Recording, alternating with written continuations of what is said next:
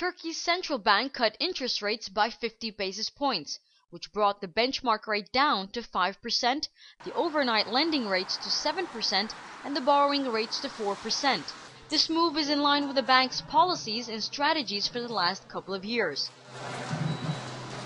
Carlo Vivaldi is one of the leading banking executives in Turkey, representing European bank Unicredit and acting as deputy CEO of Yapi Kredi bank.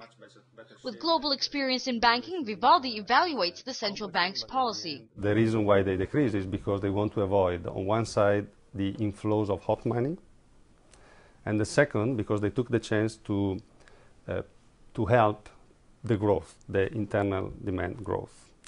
So those, in a combination, are coming out from the decision of the central bank.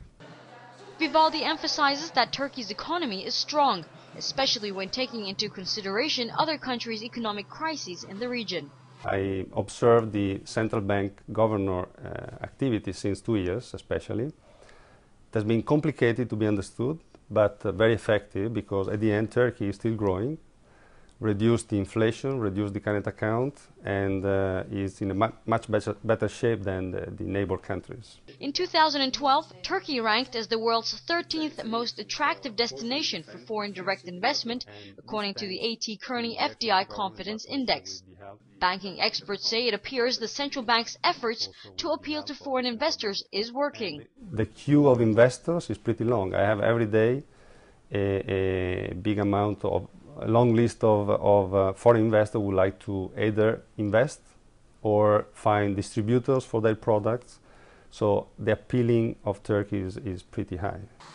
Turning to a global level, Vivaldi explains that Japan's latest monetary stimulus program has made an impact on Turkey's monetary policy.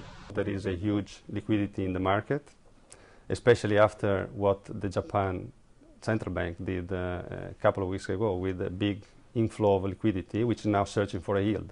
So in order to avoid the hot money coming in, the intervention of today took place. Today's move was the continuation of the policy mix of the last 2 years, as the central bank continues to try to avoid hot money inflow and support economic growth. Michal, Bardavid, CCTV, Istanbul.